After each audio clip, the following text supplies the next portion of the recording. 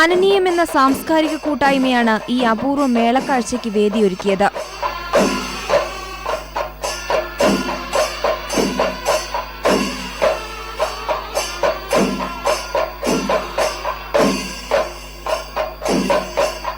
മേള ആചാര്യന്മാരായ മട്ടന്നൂർ ശങ്കരൻകുട്ടിമാരാർക്കും പെരുവനം കുട്ടന്മാരാർക്കുമൊപ്പം നടൻ ജയറാമും ചേർന്നാണ് പഞ്ചാരിമേളം അവതരിപ്പിച്ചത്.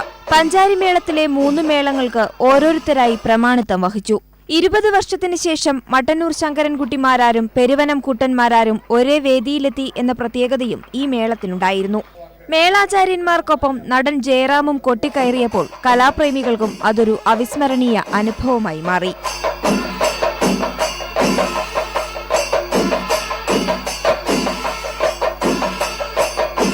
India vision, Thrissur.